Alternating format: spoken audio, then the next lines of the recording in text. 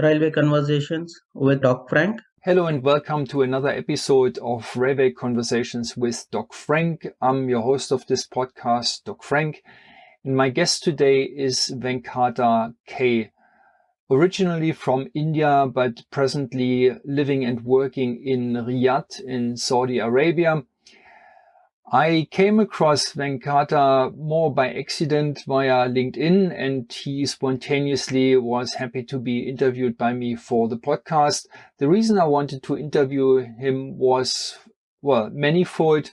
For one, he's had a very short but very interesting career in railway signaling. He started in 2016 as a team lead for CBTC maintenance. And this is in stark contrast to the people saying, CBTC is so terribly complicated and you can't work early in your career on CBTC. I think this is nonsense, and I think this interview shows it.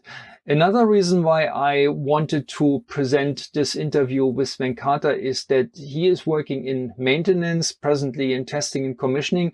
So he represents an important part of the signaling workforce that normally doesn't get a voice. They working quietly and make sure that the railway work and everything, but you very rarely, if ever, get to hear them in interviews and podcasts or anywhere else in the limelight. And this interview hopefully can change this a little bit. I hope you enjoy it. This podcast is not sponsored by third parties, but I want to let you know that I offer training courses for advanced signaling for CBTC and ETCS. These trainings are called Kickstarter because they provide a kickstart for people at the beginning of their journey for CBTC or ETCS.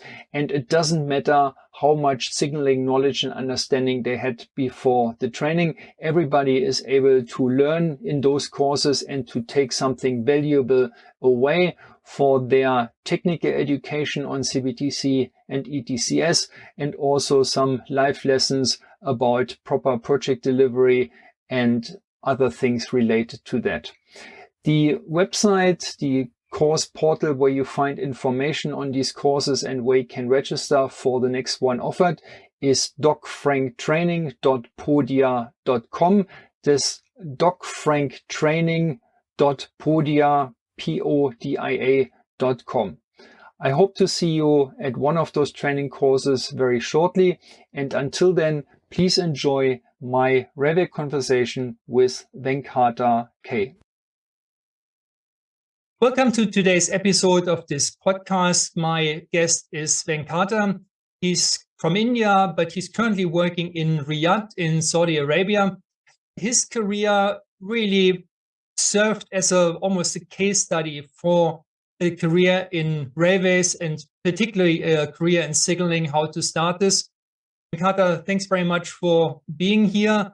I think you started your career in railways in 2016. Maybe you can give us a quick rundown what you did ever since then. Okay. My career started in 2011 in Madha Server. It is also a railway company only. I used to work there for a DC-DC converters. Usually I'm in the design section for the power supplies of signaling system and everything in the company. We used to provide that. So I got opportunity in 2016 as a CBTC team leader. While going through my interview, they asked me about the maintenance and how the maintenance cycle is going to be, and the properties of the system and how it's going to be look, and the responsibilities during the safety, and those all the things which they faced, the questions which I faced during my interview time. So after that, I got opportunity in Hyderabad Metro in 2016. It's a CBTC, and GOI, grade of automation, is level 2. That is the grade of automation, and the system is from Thales. It's a kind of Thales system that is a MS kind, means we can say that it is made of ballast communication, ballast, wayside radio unit, and a central system. This is how. So it will communicate with the wayside unit, wayside radio unit continuously to the central system, and it will ensure its position by transponder tags, the ballast one. So this is how my career start in CBTC. So in 2019, I got opportunity in Dubai Metro. It's a grade of automation level 4. It's completely automated. I mean, from door authorization to train attendant, everything is completely automated. So it's from the Thales system. It is in the LS mode. It is kind of LS mode. Means it's a loop inductive. So it will communicate the central with inductive system from the loop cable, which will communicate to the central via wayside unit. So this is the difference between those two systems. Now I got opportunity in Saudi Arabia as a ETCS testing engineer. So currently I'm working on, I mean, it's a like GSMR R, I mean, global system mobilization in radio.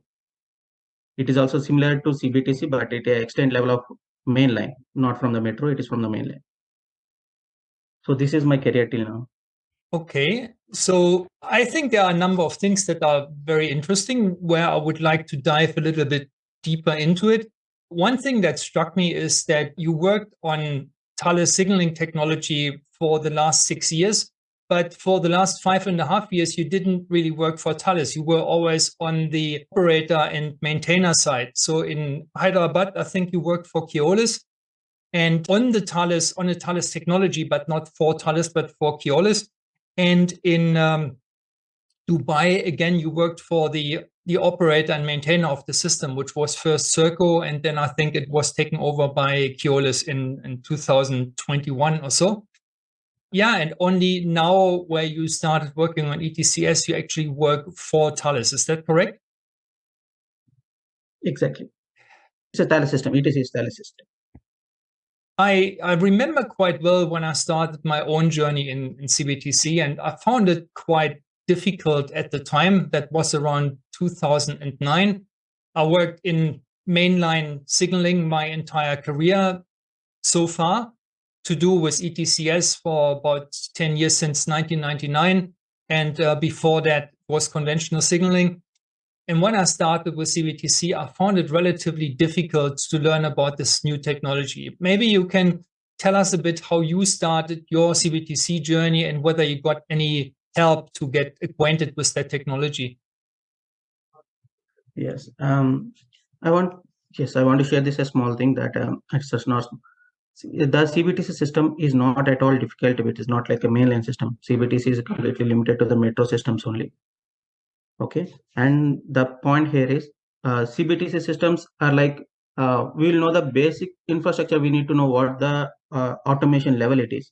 If you understand that a small point, we can easily go through the CBTC system. If you understand it is level 4 or level 3, I mean, in which ranking the system is handling now, the systems, or the system is synchronized in its level of automation. So we can identify that, okay, we can, I mean, it's easy to manage. We can understand the things as we go through it. It's not a difficult point. See, I'll tell you how it's going to be. Till before I coming to the CBTC, I never know about the point machines. I never know about the signaling system, and I never know about lights. I mean, green light and red light. Signaling points, Yeah. right? And I don't know about the transponder tags. I don't know about wayside. Nothing. I'm completely zero. Before that, I used to work on many cards, but doesn't matter with here when I come to the CBTC. Literally, I'm a blind. When I coming to the system, then I realize that why the point is required. It's a small thing, but it plays a vital, and why the axial counters are required. Yeah. Right. So when I start my career, then I understand, okay, this is the purpose, and it's not take much time, as around just maybe 3 to 6 months. They provide me the training with the basic information, and then I go on through that and we refer the documents which is provided by the client from the client end. So we gone through it and we reviewed, and they come up with many things like competencies. We need to go for the, we need to go, when we are able to work on the system, we need to able to work on the system. We need to get the competency to handle the systems, right? So we used to work on that, and we come mostly. I learned mostly when from the troubleshooting part. When there is a fault comes, then we are attending. I mean, we are showing too much interest towards the fault resolving. Then we'll identify. We'll get more into the system. That is how I pass through my systems now. And even in the Hyderabad metro, then after in Dubai metro. In Dubai metro, it's completely different part. You can't even imagine that. I mean, I'm in grade of automation too, so I don't know that this will be this is the maximum system, I hope. But when I went into the Dubai systems, I mean Dubai Thales, so then I understand that okay, this is the grade of automation level for city that is completely automated, and has two backups. Actually, in Hyderabad metro, there is no second backup. I mean, we should communicate the I mean, see as per the structure, it is like central, wayside, then to the operator level. This is how it looks like. I mean, operator means train on board. But coming to Dubai Metro, it is like we have two ways of communication with the wayside units. It's from the central as well as from the direct communication to the wayside also. It's when we explore more into the system, when we face more troubleshooting into that, we will going to know how the system works and how it's worked. I mean, it's very great. And So- coming to here, ETCS, it's completely out of the boundaries that because it is the main line now. ETCS is completely to the main line. Yes. Not for the metro levels. It's a vast one. Yes. So and it's a next level. So the training that you received for CBTC, was that a product training done by Thales? Yes, they did. I mean, it is already the training is provided by the Thales and my senior people. I mean, it is all completely mixed up, and it is from the Thales only, from the client. Yes, yes. So was that the general product training, or was that specifically for doing maintenance tasks on the system? They give it's like say they give as we are working on the maintenance, we need to go in both ways. In the overview, I mean, in the about the system and individual system, subsystem level also. So Yeah. we got both kind of trainings. How the central, I mean, how the entire system is working and how the individual system is functioning, subsystem is functioning, and its responsibility, roles and responsibility in executing the level of safety. So this is how the system works, and the training involves in that. Yeah, yeah. It's interesting. If I compare this with my own start into CBTC, that was quite a bit different. And in hindsight, it was a funny story. I didn't find it so funny back then when I had the difficulties of learning it, because before I joined Thales, I actually worked for Thales, and in 2009, I was made responsible for a big CBTC tender that was out there at the time for Sydney, a project that was called CBD Metro in Sydney. I was the person in the company with the most signaling experience, at least in the Australian office. So they said, Frank, you are the signaling guy and you are now in charge of CBTC. And I thought, well, fantastic. I've never worked with that, but hey, I've got 20 years of experience in signaling nearly, so I should certainly be able to learn. The problem was that when I contacted Thales to give me information or training about the product, they said, well, you just joined Thales like 2 months ago, right? I said, yes. And who did you work before? And I said, I was with Siemens before for 17 years. And that was pretty much the end of the conversation, because they didn't want to give me information on the product because they thought I might be a spy for Siemens or something like that. So they were extremely cagey. I didn't get any training on CBTC. I did not get any information even on the Thales CBTC product for the first 4 or 5 months of my job over there. And that made it extremely difficult for me. So I was trying to find some stuff on the internet, but there was hardly anything at the time. There were no training courses except for the Thales NOS courses that I didn't get. And in the BIT team, which was a big consortium where Thales worked together with many other companies, everybody went to me expecting me to be the super expert for CBTC signaling. So everybody was asking me all those questions about CBTC. And initially, I didn't know how to answer them. What I did then for a while was maybe a little bit of cheating. I figured how CBTC may work, how it may look like. If it was like the perfect signaling system, how would I imagine CBTC to work? And to my big surprise initially, every time when I said, this is going to work this and this way in CBTC, I ended up to be right. I was basically guessing correctly in like 98% of the times. And everybody walked away happy saying, well, I knew that Frank was the specialist for CBTC, so he knows all the answers and everything's fine. So what I found, what my conclusion was at the time, was that CBTC is a very logical technology, a very commonsensical technology. I'm just wondering whether you came to the same idea. I mean, it sounded from what you said that your entry into signaling was pretty straightforward. So You didn't know what a point machine was. Somebody explained the purpose and you were okay. You didn't know what an Excel counter was for, and somebody explained you the purpose and you were okay. And then you got a couple of CBTC trainings and you were okay with that. So to me, it didn't really sound that you treated this as if it was rocket science, but more something that can be taught relatively easily. What do you think? Yeah, thanks for that. What I mean to share here is I want to just start from the beginning, how the things are work in my career in 2016. When I firstly joined in the company, I mean, in my new days, the beginning days in KLS. So I realized that, I mean, when I found the system, it is like completely, don't know why the hardware system is completely different from the what I looked in before my career. So it's completely out of my mind. So the trainings which they provide, and I learn more about the drawings. And it is not like when we go through the drawings, I felt that it is not a rocket science. If we spare some right time, we can get into that. It's not going to take much time to understand about the system, but it is very sophisticated, and we should be dedicated to that point. That is what my opinion is. Yeah. It was interesting because I found it so hard back then to learn about CBTC. I thought I want to make it easier for other people in the signaling industry or in the railway industry, the wider railway industry, to learn about CBTC. So in 2014, I started developing a training course, which I called CBTC Kickstarter, because it was meant to give people a kickstart into their CBTC knowledge, into their CBTC, maybe even careers. And I put a lot of emphasis on explaining those things in a very simple way so that they can really be understood by normal railway people, not just the signaling specialists in order to become super specialists, but by very normal railway people, because the influence of CBTC on the wider railway organization is much more than it was for conventional signaling.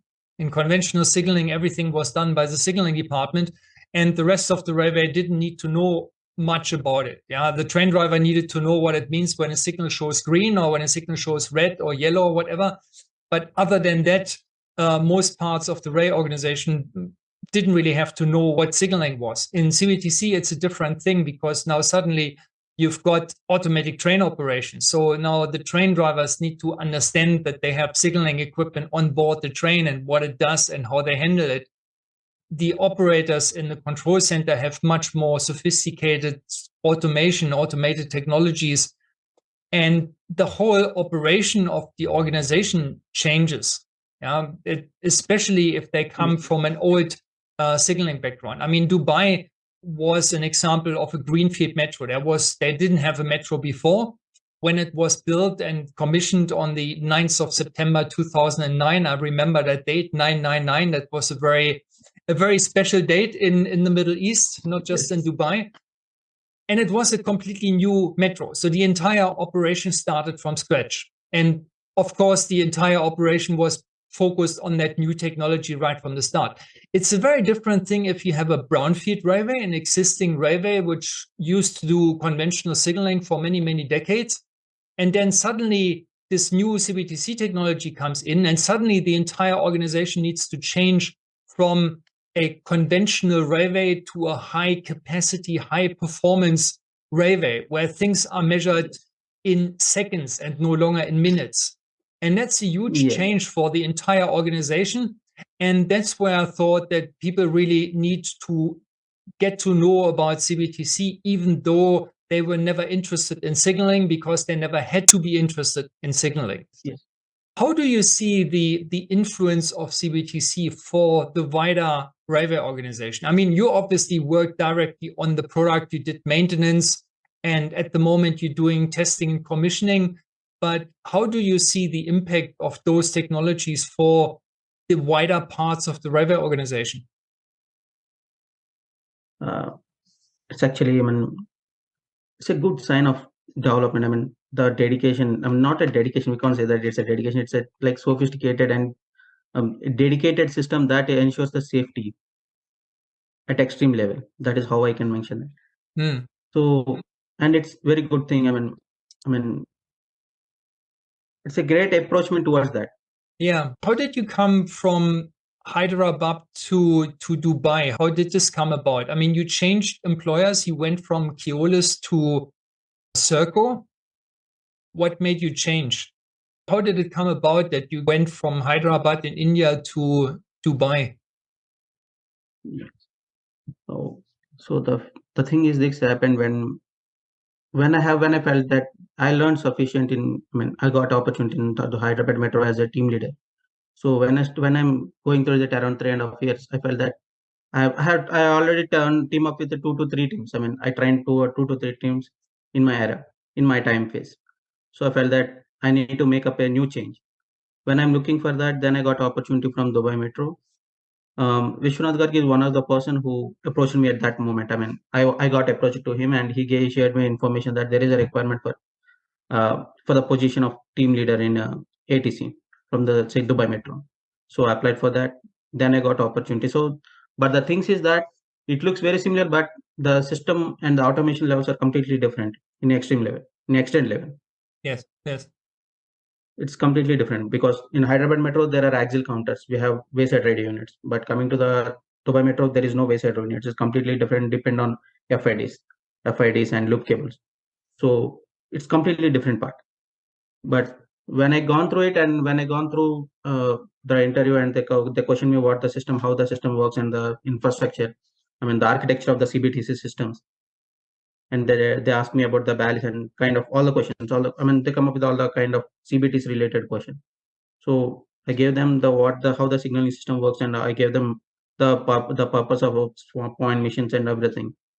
Whatever the questions there is up, I gave to them and they've gone through it. So they told me you can come to Dubai and that is how it works. But when I come to Dubai, then I understand the system which is in Hyderabad is not full-fledged. The full-fledged is in Dubai Metro. And I felt amazed that this is the complete level of CBTC with the safety level is very extent. I mean, I felt that very great on that, working on that system. Yes. In Dubai Metro. Maybe to make it a bit clearer for our listeners what the big difference was. In CBTC, there is a definition of a so-called grade of automation. And there are different levels, different grades that basically determine the amount of automation that you have in a system. So one level of or grade of automation is called GOA, grade of automation 2. In GOA 2, you have automatic train operation, but you still have a train driver sitting in the driver's cab. But Yes. he is basically hands off. He's just supervising the automatic driving of the train, and he only intervenes in an emergency situation.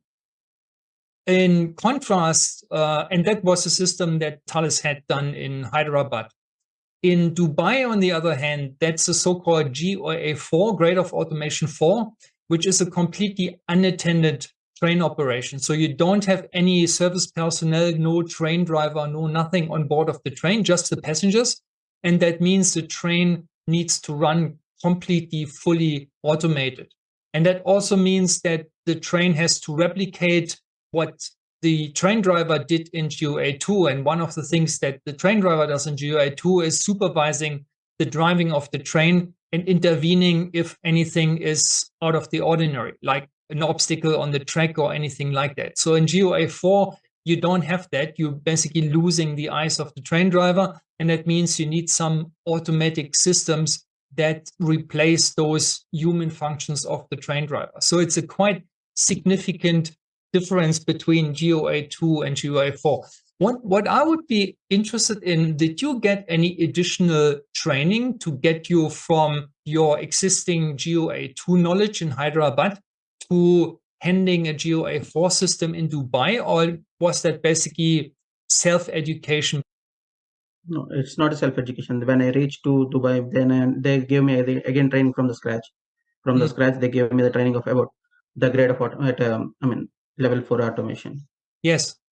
Who gave you that training? Was that again a Thales training, or was that some in-house training that you got from in-house training? It's from the in-house training, not from the Thales. Okay. Well, it seems that you got all the right training at the right point in time, which is really, really good. I wish I would have had the same luxury back then when I started my journey. Yeah, so that it was quite hard. I found it's part of being lucky, I guess, or being in the right place at the right time to get the right training. Yeah.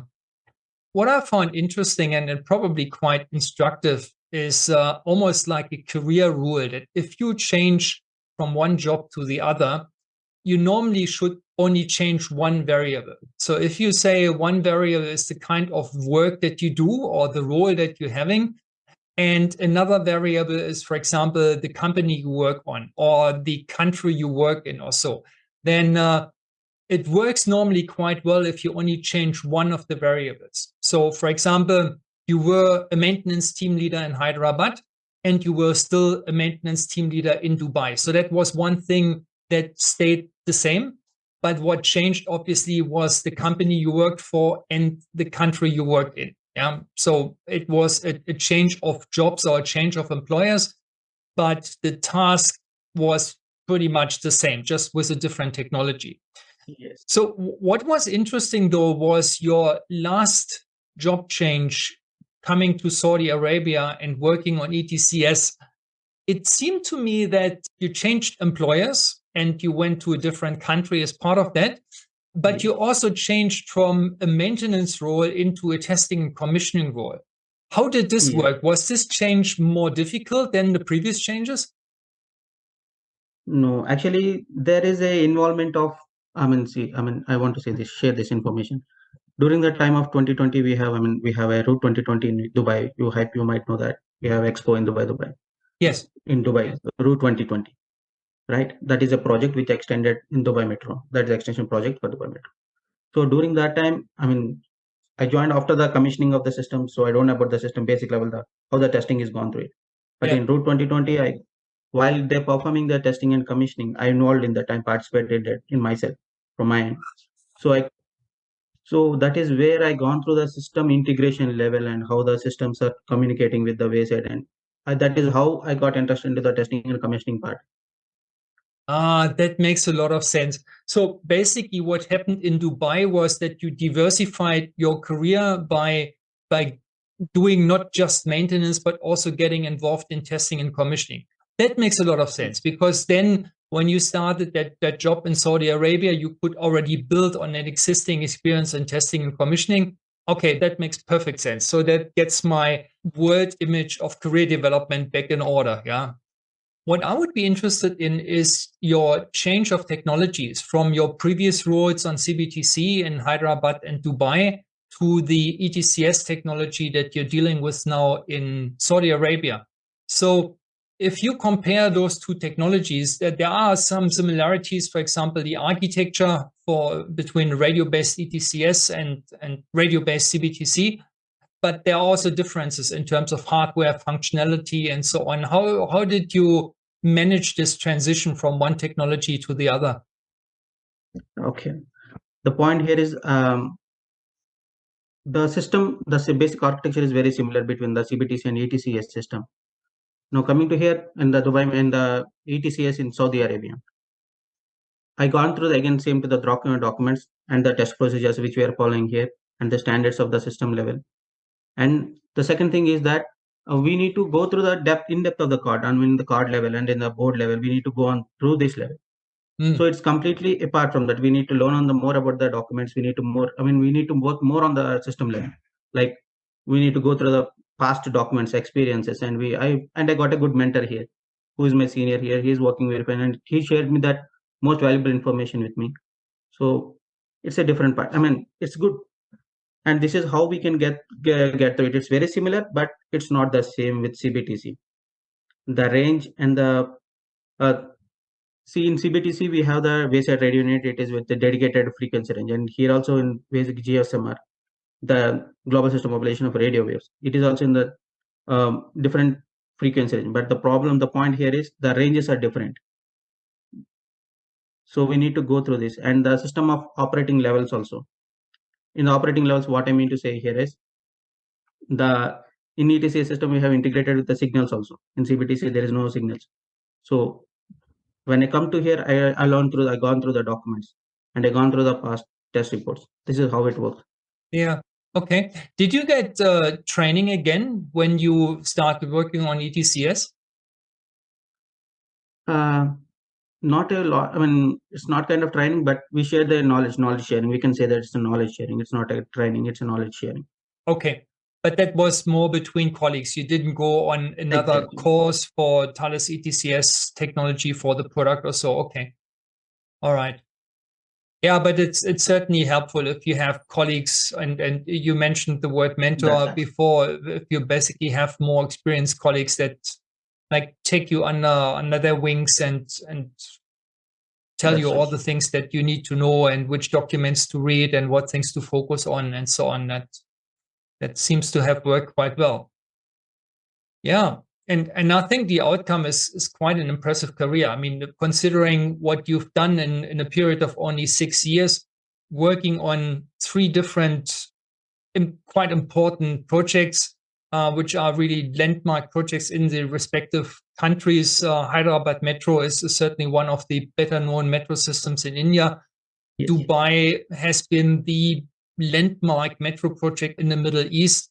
We now have a few other projects coming up. Most recently, Doha in Qatar, where the Soccer World Cup takes place. They have built a new metro system, but I think Dubai was really the first one in the Middle East. Exactly. About 13, 14 years ago when they were building this towards 2009. And now this ETCS project in Saudi Arabia, which I think is a pretty big one, pretty important one as well. I think probably the world is your oyster after that, yeah, with this kind of experience that you've got in this field for both CBTC and ETCS technologies, both in the area of maintenance and testing and commissioning. I think there should be lots of opportunities. Plus, of course, there are many, many projects going on at the moment. India, for example, is just doing their first ETCS level 2. You may have heard of this, the regional network around Delhi, which is really an absolute state-of-the-art ETCS project. So I hope I can cover this as well in a later episode of this podcast with some people working directly on the project. And then, of course, with regards to CBTC, India is the second biggest national market for CBTC, only behind China. There are many, many opportunities of CBTC projects in India. Last thing I heard is that they even start developing their own native CBTC supplier in Delhi. So interesting stuff going on back in your home country. And then, of course, in other countries in the area as well. I mean, CBTC is happening everywhere in all the major cities because of mobility requirements and congestion of the road system. I think in summary, you can say, or I would say, if I look at your career of the last 6 years, it's not really impossible or awfully difficult to get into the railway industry and to get into the signaling industry. Most often than not, you get proper training on the job that helps you really do your job properly. And then from there onwards, if you just follow a few ground rules for career development, then you can really do quite well.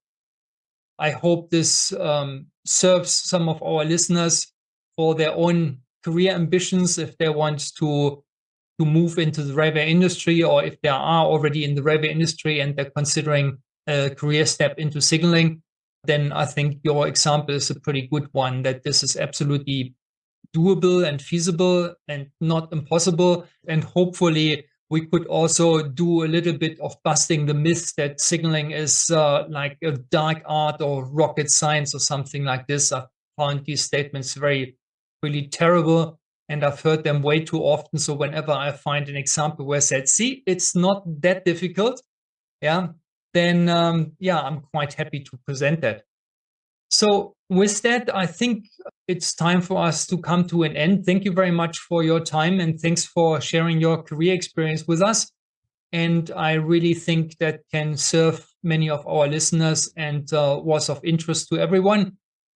And with that, I'd like to thank you. I'd like to thank everybody for listening. If you like, you can do all the usual stuff that you do with podcasts and video shows. You can like them, you can subscribe, you can share them with your friends, tell your friends about it. They will thank you for that. Yeah, and I hope I see you again in another episode. Until then, all the best and keep it simple. Bye-bye.